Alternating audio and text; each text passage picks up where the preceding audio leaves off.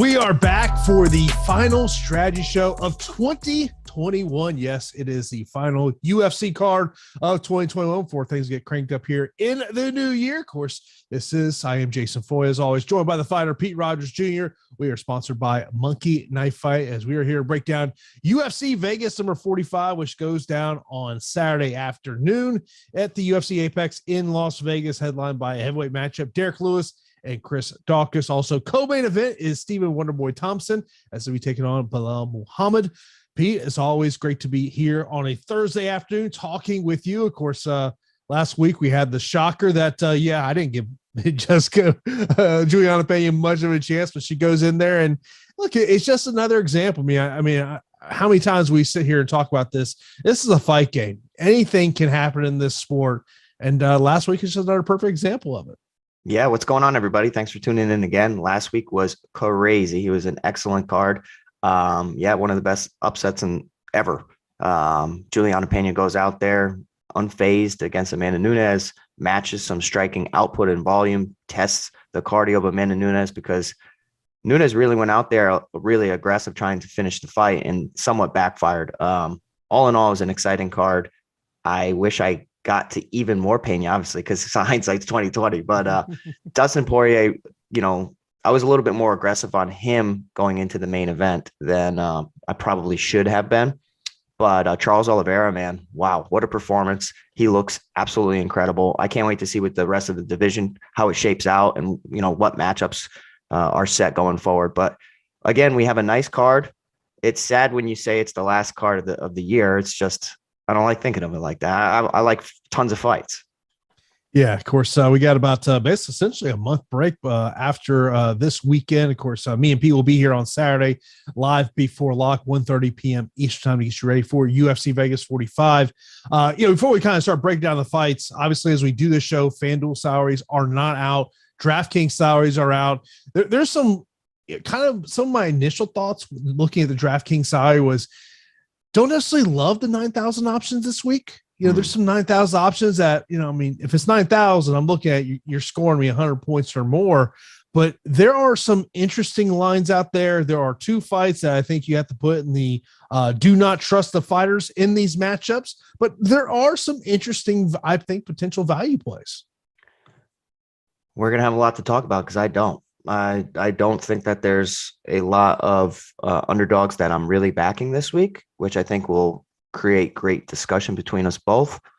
I feel like the underdogs, you're going to have to be very selective this week, whereas sometimes you see tons of live ones, but there are some value salaries out there and we'll get into it. I'm interested to see where you lie because this could be one of those weeks where we differ on opinions. And, if you hit the correct combination or set your groups correctly, I think that you can be very profitable. Of course, main event, heavyweight matchup, Derek Lewis taking on Chris Daukaus, 7,900 for Derek Lewis, 8,300 for Chris Daukaus. So on Monday, when I looked at the betting odds, I was initially kind of surprised by this number that Chris Daukaus is the betting favorite in this one, minus 140, plus 120 for Derek Lewis. And, look, it's Derek Lewis. We all know he's not a high volume guy. He's a guy that can, you think about that matchup against Alexander Volkov a couple of years ago where he's getting beat up for 14 minutes and 45 seconds. Then he lands one right hand, fight is over. Obviously he's coming off an awful performance against Gane earlier this year for the interim title here. But I think about Daukaus in a situation, obviously you love the volume with him. Maybe if you knew a little bit more about his wrestling ability, maybe you'd like him a little bit more in this spot. But I think why I like Chris Daukaus in this spot is potentially just, his ability to kind of move around that volume. But man, if you do put Chris Daukaus in your lineup, you do understand that, Derek Lewis can throw that right hand any moment in his night. Yeah. So I view this matchup as like a must-have for a lot of my lineups, just because I think that the tide can be turned very quickly from Derek Lewis, his big explosive power, the volume and the combinations of Chris Daukaus, I think can, pose problems for a lot of fighters within this division, especially if Daukaus can start to target the body of Derek Lewis. You start really getting Derek Lewis to drop his hands a little bit, testing that cardio. He has been susceptible to body shots throughout his career. But I think the card up his sleeve is the jiu-jitsu and wrestling aspect that we haven't really seen in the UFC. On the regional scene, you have seen Daukaus pin some fighters against the cage, maintaining a good underhook, not necessarily going for a double leg takedown, which will leave you susceptible to those Travis Brown type of knockout losses. But, lacing that leg, incorporating trips and takedowns. And I honestly think that if Daukaus goes out there and doesn't view this as a striking matchup with a power explosive puncher, not trying to really impress the fans too much, if he goes out there with a well-rounded game plan, I like Daukaus at 8,300. Regardless, Derek Lewis, one of the best values on the slate, given his explosive knockout power and ability. But I'm picking Daukaus to win, and I think it's going to come via grappling. Derek Lewis recklessly stands back to his feet, and it works, right? It works, but I don't think that he has the best cardio within the division. I think that Daukaus, being a little trimmer for the weight class, can work in his advantage. Probably Derek Lewis be able to get to his feet several times, which could, boost the takedown totals of Daukaus en route to a finish via ground and pound or a submission. But I think the best path to fighting Derek Lewis is testing that grappling. And it's no secret. You get him there, he's not the same fighter, but many have tried and many have failed. So all in all, I'll be creating a group, making sure that I get one of these guys in my lineup, but I am leaning in Daukaus. I'm picking him to win. The thing that's always concerning to me about Derek Lewis is the injury aspect. And I mean, look, he's talked about over years, especially with his back. That's always concerning me. But man, we do know that power that he does have in his right hand. Of course, this is the also MMA strategy show. Of course, be sure to subscribe to Awesemo right here on YouTube so you can get access to all the great shows that we have on here, DFS offers, giveaways, and so much more. And if you're not a member of Awesemo Plus, today's free premium data and tools are Thursday night football player rankings, NBA player projections, and NHL player projections as well. Now, the co-main event, Stephen Thompson take on Belal Muhammad. It's 9,100 for Wonder Boy. For Muhammad, he is 7,100. And, Belal Muhammad is a guy that he's been on a great streak, but the fact is they're against fighters that just are not in the top 10. He did have that win against Damian Maia here, but it's that puzzle of Stephen Thompson. And I feel like there is no one better to talk about the puzzle of Stephen Thompson from a guy that, you have a lot of similar traits. I appreciate that. That's a great compliment. I appreciate that a lot. Yeah, Stephen Thompson is a fighter I've looked up to throughout my entire life, from the kickboxing scene, the karate scene to MMA. I've been following him extensively, and I love Stephen Thompson, my favorite fighter.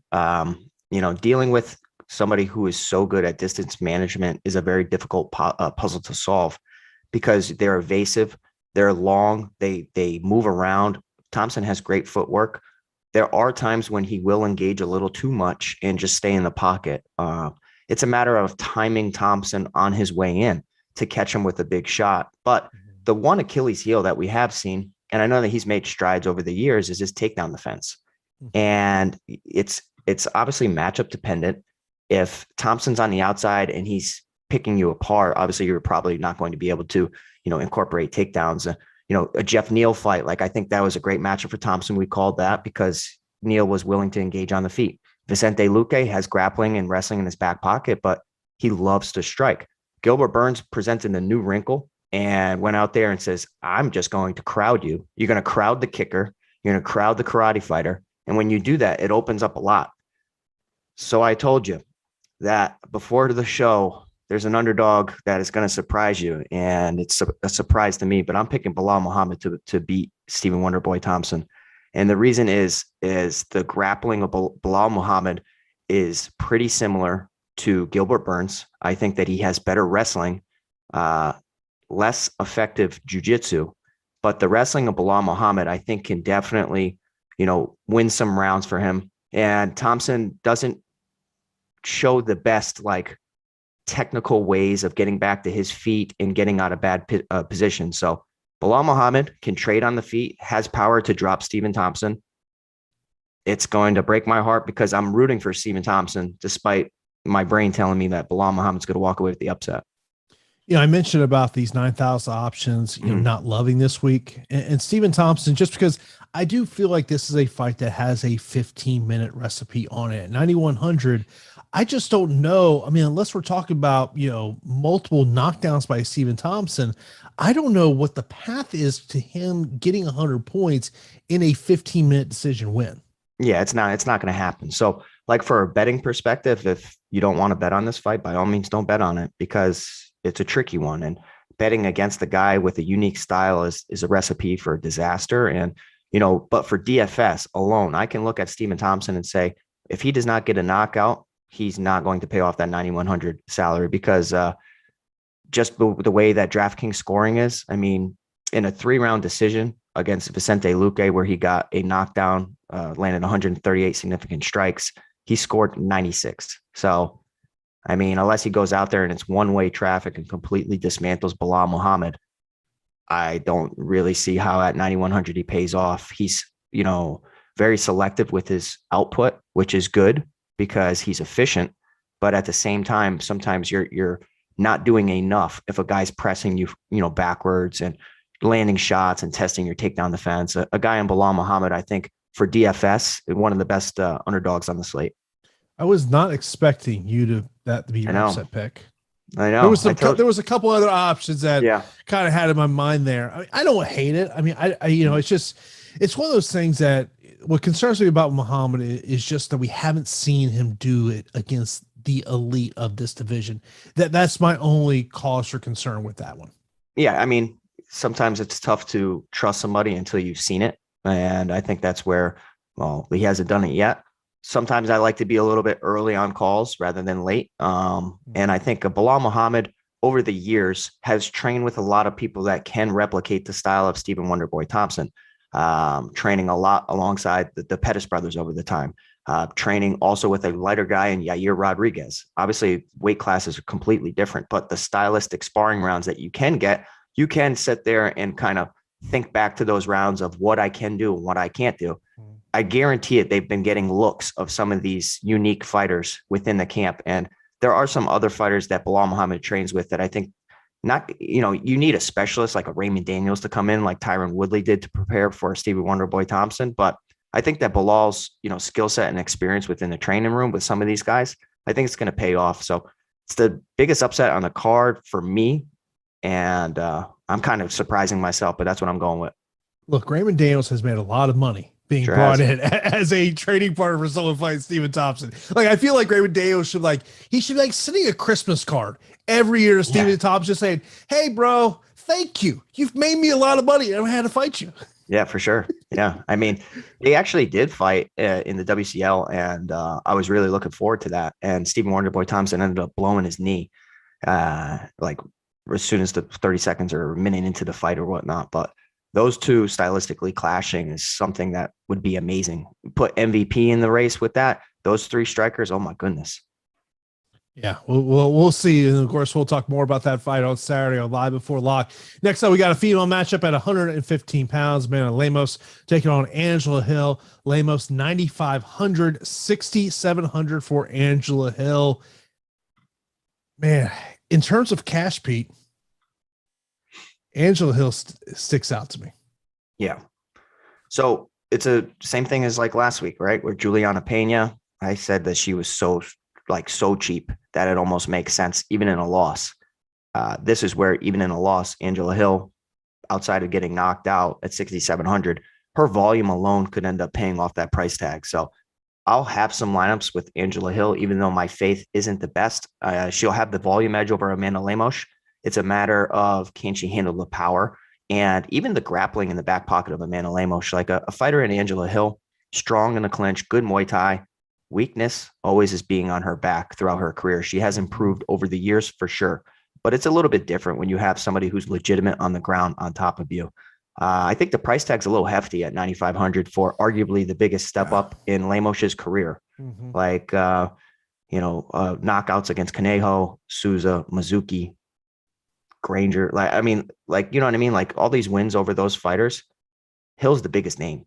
Hill is easily the biggest name. And an Angela Hill upset wouldn't really surprise me because she's battle tested. She's fought several fighters that are, completely dangerous, but at the same time, she does have significant amount of losses. So with that experience comes losses, comes learning. comes improvement. And I'm still picking Amanda Lamos to win the fight. But for DFS, you have to have Angela Hill in some lineups. She's just too cheap. She allows you to get to everybody. And if it's a 3-round decision, I feel like that flexibility allows you to pay up for some of these awesome fighters. Yeah, I mean, I was even thinking like, if this is a high volume 15-minute fight, more looking at it from a cash aspect than it was a GPP aspect. I'm like, Angela Hill might get you 50 points. Yeah, and so that's kind of what my thought. I mean, look, Lamos, it's a step up in competition. When you look at who she's fought in the UFC outside of her last fight, the rest of the fighters are not in the UFC anymore. And I was, before we started the show, I was listening to Angela Hill's media interview yesterday, and she was talking about, look, I'm the best striker that Lamos has ever fought. And so I talked about at the beginning of the show about, my first thoughts of seeing about the salaries. Lamos was like my first one, like, good Lord, 9,500. Like, at that price tag, she's got to finish Angela Hill to pay off that price. Yeah. Or she really just kind of goes the grappling route a little bit more than she has in the past because she's getting matched on the feet or outpointed on the feet. That's the only thing. Like, takedowns can really sway DFS scores like crazy takedowns. And now we have control time where it's, like all of that boosts grapplers. So there are different paths to victory for Amanda Lamos making it into the optimal lineup, but it's a rich price tag in a volatile division. Women's MMA overall, you see upsets happen a little bit more often. And against a battle-tested Angela Hill, I don't hate the underdog call. Like I said, I'm getting to a little bit of Angela Hill, but I am picking Lamos to win the fight. Yeah, Angela Hill is that underdog that I am looking at this week, and a lot of it is due to the price point that is there. Of course, you do want to take advantage of the great offer we got going on right now during this show. And if you're a new user of Awesemo Plus Platinum, you got to take advantage of the promo code that we have for you. That's MMA Strategy Show, all caps, one word, MMA Strategy Show, for 25% off your first week of Awesemo Plus Platinum. And of course, if you're just looking for an MMA pass, you can get that as low as $2.95 weekly. Stop guessing, start winning. Join Awesemo Plus today. Get some of those great tools that we have over there, especially on the MMA side of the equation. That Top Fire tool is a tool that I use. And of course, when I'm creating my basketball lineups, I got to go in that ownership projections, player projections to help create my lineups. I will be doing that later on today for NBA. Let's move on to the next matchup. We have got up and coming guy and Ricky Simon taking on the guy that's been around a long time in Rafael Assuncao. And this was another fight where I initially saw the betting odds and I was like, whoa, man, that's kind of a big number there. Ricky at one point this week was like minus 280. He's 9,200 on DraftKings, 7,000 for Assuncao. And so, the one thing that, Pete, I went back and I started looking at was Ricky Simon's takedowns in the UFC. So if you look at this 3-fight winning streak that he has been on, against Ray Borg, he was 7-4-11. Against Perello, he was 7 of 10. Against Kelleher, he was 6 of 9. And most notably in that Kelleher fight, he had 8 minutes of control time. So obviously that's something from a DK perspective. The only fight in the UFC he has not scored a takedown in was his fight against Uriah Faber. Of course, he lost early on in that fight. These are his takedowns landed in the UFC. 14, 2, which was against Merab, 7 against Montel Jackson, 4 against Hanayaya, 6 against Fawn, 7 against Borg, 7 against Perella, 6 against Kelleher. So then I had to go over to the Rafael Assuncao side of the equation. He has only had to defend 1 takedown in his last 4 fights. He was able to stop that one. That was against Corey Sandhagen. Matthew Lopez is the last fighter to take this one down. So as I look at the salaries, Pete, to me, it just comes down to, do you think that Ricky Simon can score 6, 7 takedowns, get the control time to ultimately pay off that price point? I do think that he should be the favorite of this one. Do I think it's a little high? Yes, I think it's a little high, but you are talking about a much older bantamweight in Rafael Assuncao at 39 years old. Yeah, it's a good point. I think the odds are a little wide, just given the legitimate resume of Rafael Assuncao. This is a nice win for Ricky Simon if he could pick it up over a big name. The takedowns, they come pretty frequently for Ricky Simon. His work rate's great. His wrestling, I think, is some of the most impressive next to Merab in the game right now. Like, it's just crazy. He really chains it together well. He has some good submission skills as well. His boxing is not bad at all. He loads up a little bit on the feet. I'm interested to see these striking exchanges between the two. Rafael Assuncao battle tested for sure. He has been susceptible to getting finished more so late than ever. Knockout loss to Cody Garbrandt. How does he return off of that? Because I'll tell you, Ricky Simon can crack and can test that chin of his. A submission loss to Marlon Moraes. So I'm interested in Ricky Simon at 9,200. Obviously, on the slate, he looks like he has some of the best upside. He has that Kamaru Usman, Kobe Covington type of upside, but Rafael Assuncao is no slouch on the ground. He can threaten you with submissions. I just think that an overpowering top game fighter in Ricky Simon can avoid a lot of that. Obviously, fatigue is something that will test and make a coward out of everybody. And we don't always know how good of shape or the work rate, because if Ricky Simon goes out there too hot in round one, how does it look as the fight progresses? But 9,200, Ricky Simon, best upside on the slate, in my opinion. I like him here, despite Rafael Assuncao's legitimate, resume. I'm going to have to pick Ricky Simon in the fight, but if you tell me Rafael Assuncao squeaks out a decision over Ricky Simon, I wouldn't be too surprised. I just don't know, would he really become part of the optimal if this is a decision win for Rafael Assuncao? Yeah, I mean, you look at, I'll preface this to you. How concerned are you that Ricky leaves his neck open going for a takedown? I am always concerned about that with guys that shoot a lot of double legs, because if you are facing a good guy that can get you in that, front headlock position, if they sprawl on you, or if you have, you keep your neck out there and they just wrap you up, arm and guillotine is one of the best finishes and counters to a double leg takedown. So Rafael Assuncao has the skill set. Age is a concern for me for Rafael Assuncao, but if this was, say, Rafael Assuncao 5 years ago, I would probably be picking him in the matchup. So like I said, the odds are a little too wide for my liking. There are fighters that are on the upward trajectory, like a Ricky Simon, and fighters who are starting to lose their stride in a Rafael Assuncao. So timing is everything. And I do think that the UFC knows what they're doing. This is a test, but Ricky Simon should pass it. I think when you look at Ricky Simon, I do think this is going to go 15 minutes. So you got to look at these decision wins that he's had in 2 of his last 3 fights have been decision wins. Of course, he won 3 in a row against Kelleher. He scored 98 points on DraftKings. He had 45 significant strikes landed, 72 total strikes landed, 6 takedowns, 8 minutes and 14 seconds of control time. You look at his decision win against Ray Borg, 67 significant strikes, 7 takedowns, 5 minutes and 23 seconds of control time, 93 total strikes landed for 107 points. So I think that, my mindset is looking at Ricky as, okay, to me, he's got to get in that 6 to 7 takedown range in a 15-minute decision to pay off the price tag. Yeah, I mean, it's also dependent on the other fights, right? Like, we could have a low scoring night. We'll see. But I think that Ricky Simon, of the 9,000 options, he looks like one of the safest given his upside and a high floor.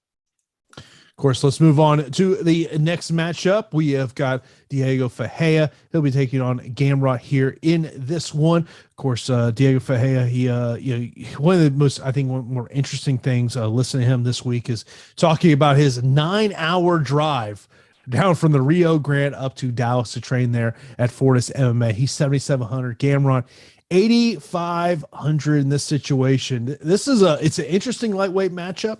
I do favor Gamrot though in this one. Okay, yeah, I'm with you on that. I like Mateusz Gamrot in this fight because I think there is a little bit of a blueprint against Diego Ferreira. If you put him on his back, obviously you have to be mindful and careful about his excellent Brazilian jiu-jitsu, but I think that off of his back, he can lose rounds. And you saw that against Beneil Dariush and most recently against Gregor Gillespie, who with strong top position and incorporating ground and pound, it seems like a stylistic nightmare for Diego Ferreira. Now, given this is a very, very big step up in competition for Mateusz Gamrot, debuting against Guram Kudladze, he scored 5 takedowns and his cardio seemed to be tested throughout because Guram has actually some decent takedown defense. I mean, Mateusz only went 5 of 16. So that's an impressive work rate for Mateusz. And you've heard amazing things from him inside of American Top Team. At least I have. He's a main training partner of some of the elite at American Top Team. But what he did to Scott Holtzman, getting a second round finish, and what he did to Jeremy Stevens, take him down within a minute time and submit him with a Kimura is absolutely impressive. So I think that a guy in Mateusz Gamrot, as long as his cardio checks out, I think he's going to go out there and pick up the biggest name on his resume to date. So at 8,500, he's another guy who has that ragdoll takedown city avenue. It's just a matter of being selective with it so he doesn't get taken advantage of from a Diego Ferreira. Next up, we've got Cub Swanson taking on Darren Elkins, 8,800 for Cubs, 7,400 for Elkins. Of course, we all know the story with Darren Elkins. His tattoo, guy takes a lot of damage, but he can. I mean, he's durable. I mean, that's the one thing I think about. This guy can keep coming. You know, I like Cub in the fight overall. But man, like Darren Elkins, if you told me Darren Elkins gets beat up for 13 minutes and somehow pulls off a submission win in the final minute of the fight, I wouldn't be shocked. Yeah, so Darren Elkins, one of the best underdogs on the slate, given his floor, but I am picking Cub Swanson. And the reason I'm picking Cub Swanson is because I've sparred Cub Swanson. I know the striking that he presents. He's very explosive, very powerful. And when he hits you, it's a little different. And I think that Darren Elkins, he wears damage given his nickname. He's like a walking punching bag that just does not stop chasing you around the cage. But I think in certain matchups, there's going to be some strikers that can really take advantage of that and sit you on your butt. I think Cub Swanson's one of those guys, man. I'm telling you, he's explosive. He's been working on his hands extensively. The Achilles heel of Cub Swanson is obviously taking him down and testing his jiu-jitsu because he can get submitted, but he also like taps relatively quickly, which is as the fight goes on and it becomes more of a dogfight, you like that to, you know, in the Darren Elkins corner, like you like to, let's test his will, go out there, you know, start to try to strangle him and see if we can get him out of there, because Cub Swanson could be winning this fight for the large majority, and Darren Elkins, just being the dog that he is, pushes the pace, you know, starts to chain takedowns, tries to put Cub Swanson on his back and pulls off another miraculous victory. So this is a fight that I will be prioritizing, to be honest. I'm picking Cub Swanson because of the knockout upside, but Darren Elkins' work rate and his grappling could be the difference maker here. So this is a necessity for me. Might help to know who the referee is. True. And knowing, are they? I wish we knew ahead of time, Jason. Honestly, imagine if we knew judges ahead of time and referees, you know, assigned to fights. That would be a wrinkle where we could find trends and know how certain. It's almost like when you're a pitcher and you know the strike zone of certain umpires. Like there's things like there's certain referees. Like if you told me Herb Dean was the referee for this one, he might let Darren Elkins die. Yeah, but Darren Elkins, man, he'll pull the Undertaker and come, you know, back to life and end up pulling off a victory like he did against Prasad. But then there's some referees that sometimes they have the quick trigger, and there's times they're like, nah, man, I want to see you get beat up a little bit more. Chris Tione, one of those referees. Like there's times where, like, God, oh man, I can't think of Trevin Jones beat Timur Valiev.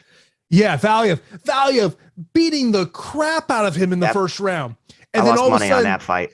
things turn around and like I'm like, man, he had a quick trigger to pull to call this fight in the second round. Where was that in the first round? I had all these lineups with Timur Valiev in it. Yeah, because he screwed up the first time, probably got chewed out by whoever's in charge of the commission, and then was like, all right, I'm not making the same mistake twice. And unfortunately, it resulted in Timur Valiev losing that fight. But yeah, man, it's crazy. Imagine if we did know that. I think it would help a lot.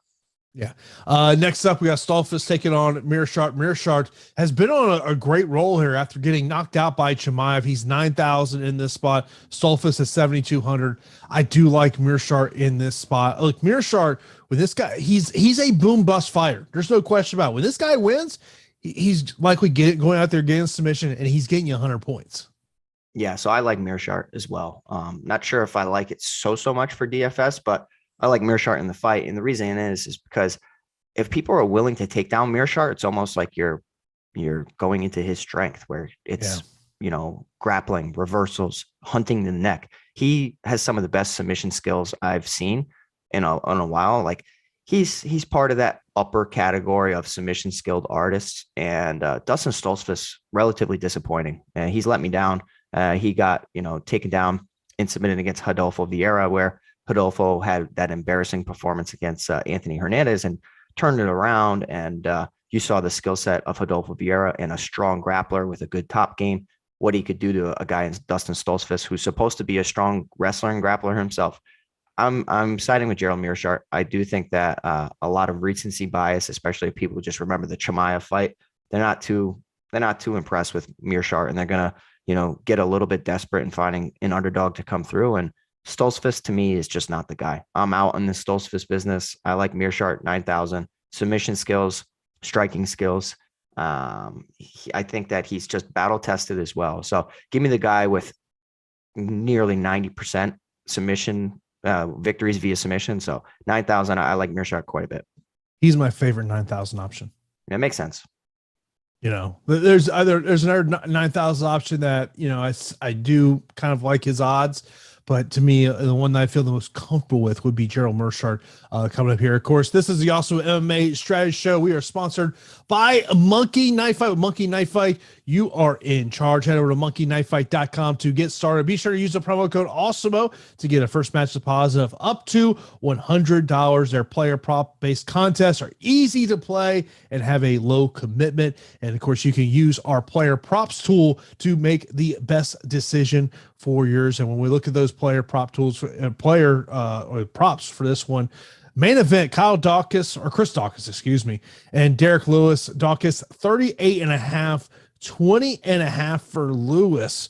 Obviously, Lewis is not a high output guy. I'm looking at the double more in this situation just because I think it's going to take more than 38 or 39, 38 strikes to potentially get a stoppage win against Derek Lewis. So I like a double more in this situation because 20.5 is such a low number, especially this fight.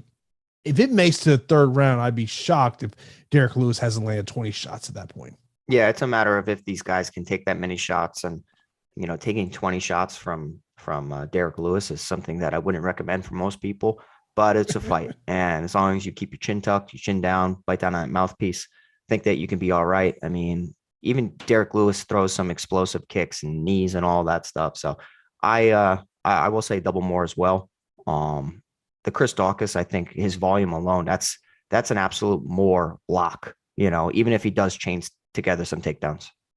Then we have got the co-main event, Muhammad 79.5, Stephen Thompson 63.5. This number really stuck out to me. Obviously, Stephen Thompson can be hard to hit, but if Bilal Muhammad can score those takedowns, I can see him racking number. I'm at a less on Muhammad, and I will go more on Stephen Thompson. I'm going to say double less, and it's how I'm predicting the fight to go. I think that Bilal will on the outside, they're going to be very tentative, and then Bilal's going to look to duck under a blitz from Stephen Thompson, especially if it's something off of his backhand, and then it's going to result in a lot of clinching and grappling. At least that's how I'm predicting the fight to go, and I don't think that Bilal will risk too much ground and pound, because then he'll only have one arm and one hand controlling Stephen Wonderboy Thompson. I think he's going to look to really just ride him out and try to win a decision. So I'll say double less. Of course, be sure to check out Monkey Knife Fight and be sure to use that promo code also to get a first match deposit bonus of up to $100. Next up, we have got Barcelos taking on Henry. Barcelos, he is 9,300. 6,900 for Henry. Obviously, Henry, young guy here stepping up to take on Barcelos. What's your thoughts on, first off, on the underdog here? Obviously, very low price tag here for him. I love the skill set of Victor Henry. Like, I really do. I think that he can test a lot of people, and even Raoni Barcelos in this fight. It's a very difficult debut, and a lot of fighters debuting on short notice have a hard enough time dealing with all the media, all the intricacies of the UFC, and it's a big deal to make your UFC debut. It's a big deal to make weight on short notice. In addition to that, it's difficult to have a strong performance against one of the best prospects, even though he's not necessarily labeled a prospect. Raoni Barcelos is one of my favorite fighters to watch, and for some time now, I think he's one of the most underappreciated fighters within the UFC. So with all that being said, it just seems like a very, very difficult task, where Victor Henry, against most fighters in his debut, I'd probably be picking Victor Henry to pull off the upset.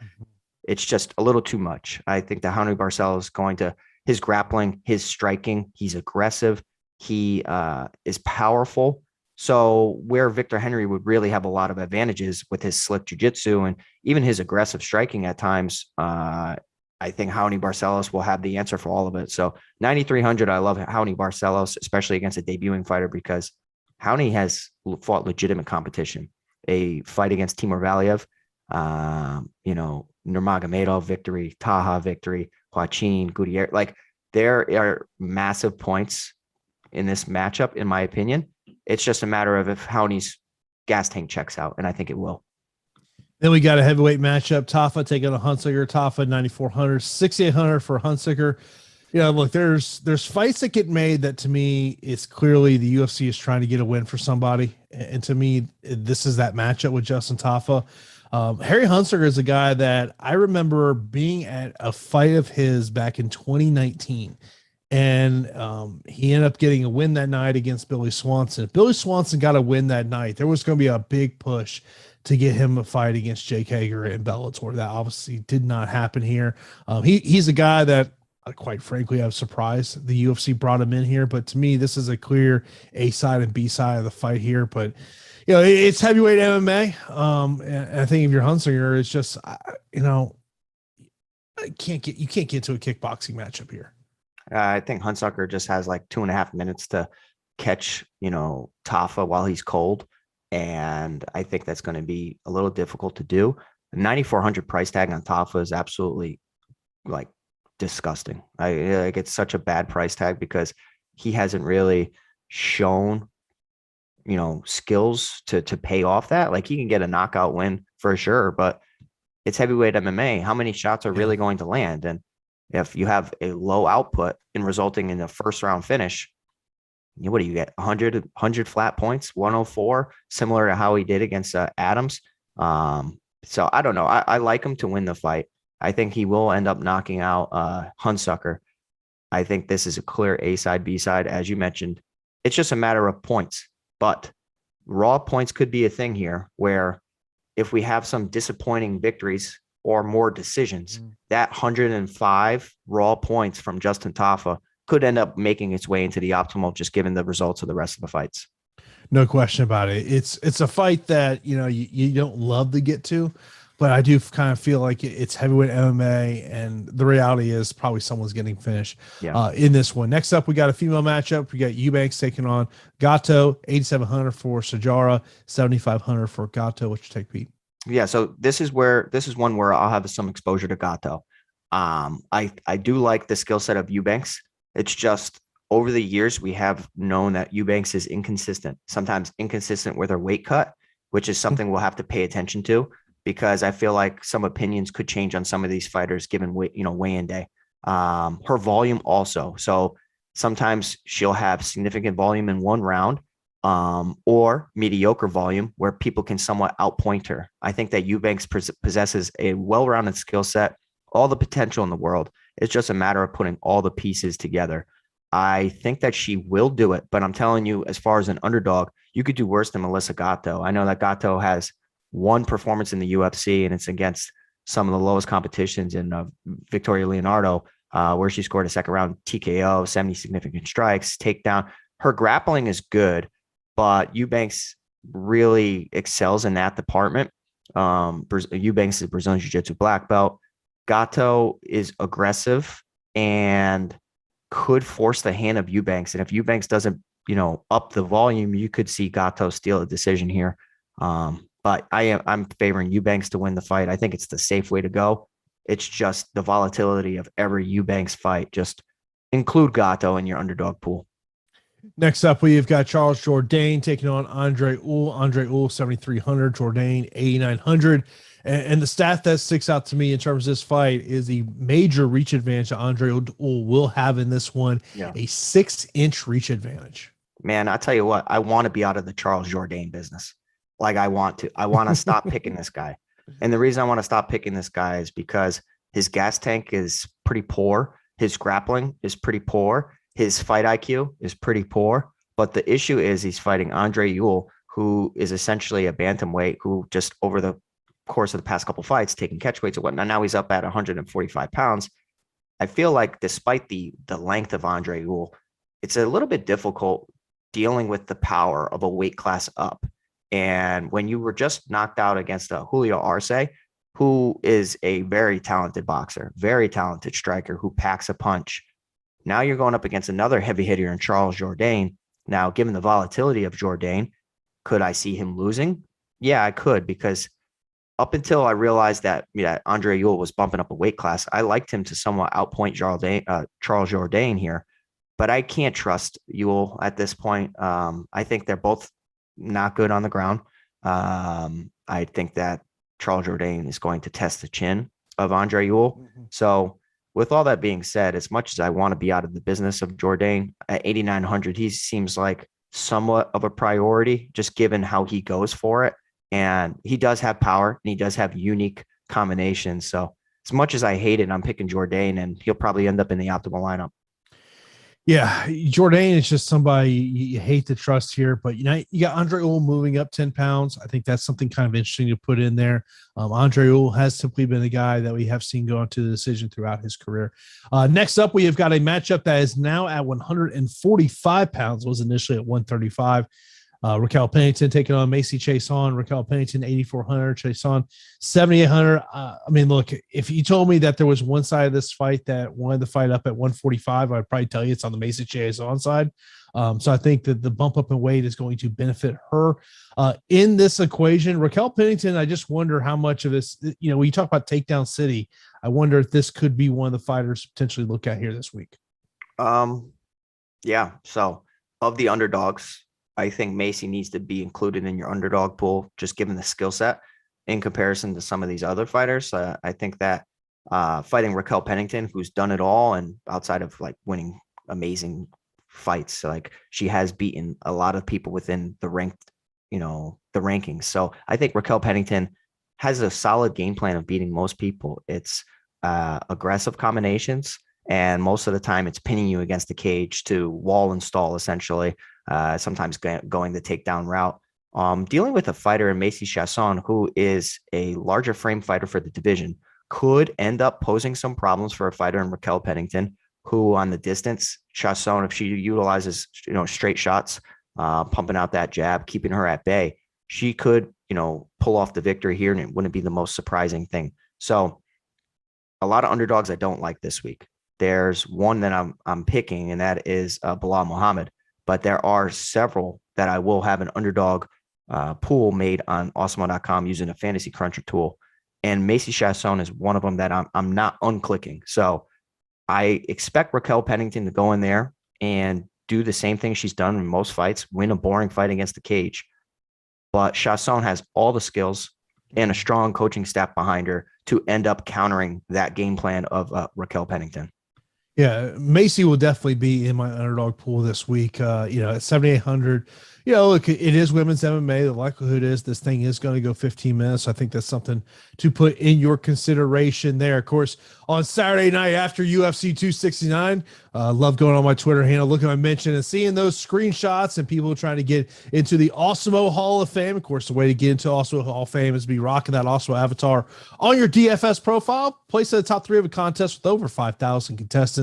Tweet your wins to @Awesemo HOF. You'll win a free month of Awesemo Plus Platinum.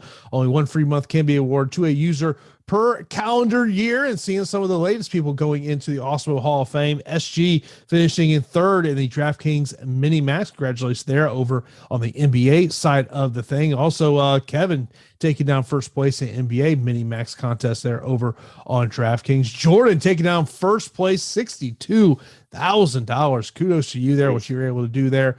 Seth taking down first place there in an NBA contest as well. Jason Stone taking down first place in an NBA contest, winning, or NFL contest, winning $6,000. And there you see Easy Money taking down first place, win over $13,000. So congratulations to everyone that's gone into the Awesemo Hall of Fame over the past couple of days. Now, Pete, we have 2 more fights to break down here, and let's just put these in the category of I don't trust any of them. Yeah. Dontel Mays versus Josh Parisian. Dontel Mays, 8,600. Josh Parisian, 7,600. I'm scared to say this, Pete, but I feel like this might be a fight you have to have in your line to be optimal. Me too. It's ugly. It's ugly down here. But the first two fights definitely have potential of making it into the optimal lineup, just given the volatility of all four fighters. So Dante Mays against Josh Parisian, completely ugly. I think that Parisian has some notable wins on his career, where he is a little tricky to deal with. He's just so wonky and weird that his combinations tend to land. I think that he's susceptible of getting knocked out or finished in any way, but he seems to kind of deal with adversity decently well, where he can just make fights ugly. He kind of reminds me like a Darren Elkins, which is not a good thing. But you have on the other side Dontel Mays, who again can get finished as well, get finished via ground and pound or submissions. Ah, man, I'm actually picking Dontel Mays to win the fight, but I think it's because most people are probably going to be picking Josh Parisian to pull off this upset. It's a fight where I probably will just blindly not care who I get. I'll get exposure to this fight. I'm telling you what now, like, they're both bad. They're both bad. And Mays on the feet has power, has strong combinations, can test the chin of Parisian and wobble him and possibly knock him out. We saw Parker Porter have some success on the feet against Josh Parisian. The volume is a scary thing, and the volume of Parisian can end up, resulting in the decision win. Obviously, if he gets a takedown as well, that's probably his safest path to victory. But I'm picking Mays to win the fight. I hate the fight. Prioritize it. Don't care who you get. My concern with Dontel Mays is if he can't get the finish in the first 8-ish minutes or so, where will that gas tank be? And as I've thought about this fight all week, P, I just feel like it's either a knockout by Dontel Mays in our first round, or it's a 15-minute decision win for Josh Parisian. Yeah, I mean, Mays can get finished though. So of the underdogs, Parisian will probably be top 3 most popular, I would believe, just because it seems like a volatile fight that's going to end within 15, given the nature of the division and how lowly skilled these guys are. So we'll see. It's the low end of the UFC heavyweight division, no question about it. Then the first fight of the night, we've got Jourdain Leavitt taking on Matt Sayles, 8,200 for Jourdain Leavitt, 8,000 for Matt Sayles. I mean, look, we know the deficiencies of Jourdain Leavitt. We don't have to really go into it. Look, he's got to get the fight to the ground. The striking level just isn't there. But then on the Matt Sayles side of the equation, returning from injury, and let's just say it looks like he's had to cut a lot of weight to get down to make a 155 here.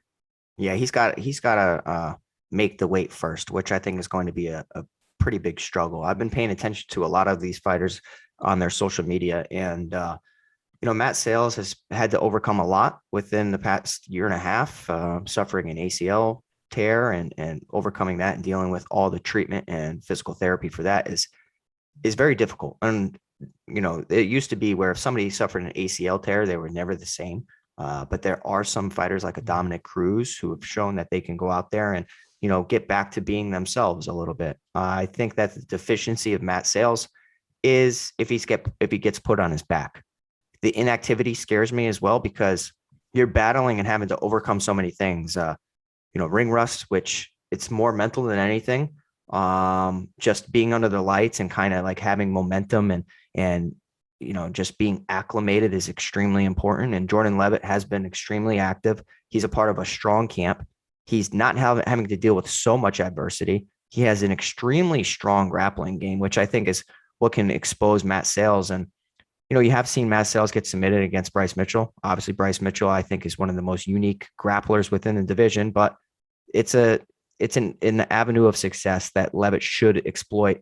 And Jourdain Leavitt losing to Claudio Puelles, I think, is less about Leavitt and more about Puelles. And we did see Puelles is extremely strong in a grappling realm.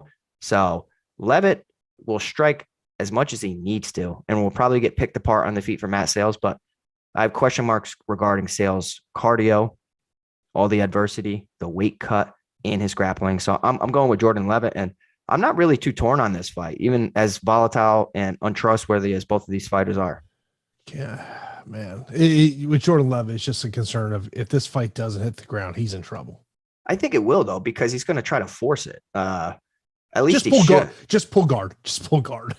I would like that too. I really would.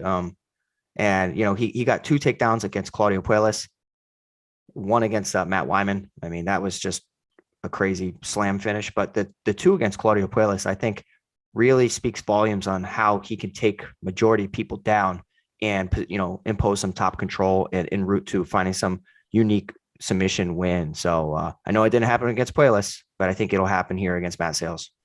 Let's give our straight up fight picks here, not DFS related. I'll go up here first. I will go Daukaus. I will give me Wonder Boy. Man, I'm gonna do it. Angela Hill. Okay. Ricky Simon, give me Gamrot, give me Swanson, Meerschaert, Barcelos, Tafa, Eubanks, Jourdain. Don't feel great about it. I will go Chiasson with the upset. Give me Mays, give me Leavitt. Okay, I'm going Chris Daukaus, Bilal Muhammad, Amanda Lamos, Ricky Simon, Mateusz Gamrot, Cub Swanson, Gerald Meerschaert, Howney Barcelos, Justin Tafa, Sajara Eubanks, Charles Jourdain, Raquel Pennington, Dontel Mays, and Jordan Leavitt. I think we'll have to see, man. The underdogs, I feel like it's going to be very few that come through, but you never know. Of course, if you like what you're seeing here, be sure to hit that thumbs up button, hit that subscribe to Awesemo right here on YouTube. Of course, coming up after us will be the NHL strategy shows. Guys will get you ready for tonight's NHL slate. And if you listen to us on the podcast channel, leave us a 5-star rating review. I really would appreciate that. That does help us out a ton. We'll get to Samuel's super chat as we end the show here. His usual questions here. So top 2 GPPs, underdogs, and MVP/champion. In terms of cash in this situation, I would go Gerald Meerschaert as my number 1. My number 2 would probably be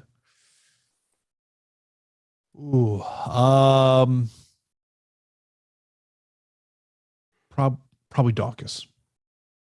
All right, so if we're doing cash, I want to limit volatility, and I know it's a volatile weight class, but Justin Tafa, I think this is going to be an easy victory here, even though it's a 9,400 price tag. And then I will say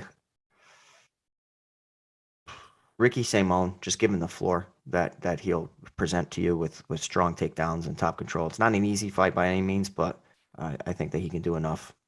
Yeah, in terms of GPPs, I would go Tafa and Meerschaert. Simone would be right there too with the takedown potential. Yeah, I think Simone's there and Barcelos to me. Like those are the 2 that I love within the 9,000 range. I think Meerschaert's 3 for me. Lamos and Thompson are 2 of my least favorite. In terms of top 200 dogs, I'm looking at Angela Hill and Macy Chiasson. I am looking at Bilal Muhammad. And if I have to pick another one, I guess I'll go Melissa Gatto. MVP champion situation. I think you gotta look at Ricky Simon especially if he can get this fight to the ground. If not, Meerschaert, Tafa stick out to me.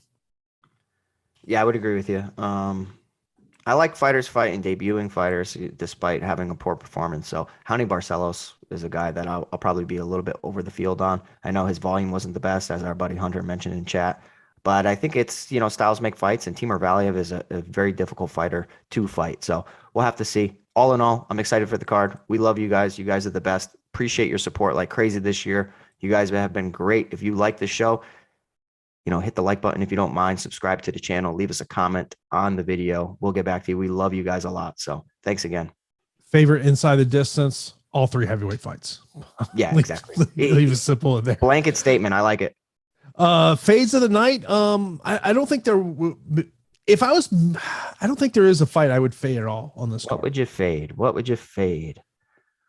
Maybe Eubanks Gatto if Eubanks doesn't, if it stays up on the feet, maybe. Yeah, maybe. Perhaps the Chiasson Pennington fight, because could be won and lost in the clinch, and could be a lot of wall install control time. Favorite props, Muhammad via decision, I think is one to look at.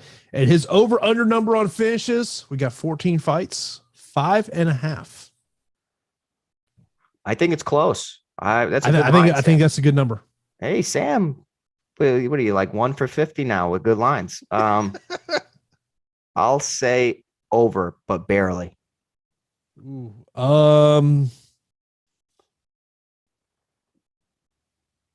yeah, I'll say over 2.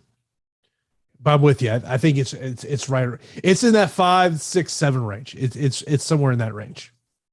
Yep. So that is going to do it for us. Thanks to our sponsor, Monkey Knife Fight. Coming up next is the NHL Strategy Show. Myself and Pete will be back on Saturday for Live Before Locks. Hopefully everyone has a great day, and we will talk to you on Saturday for Live Before Lock. Have a good day, everybody.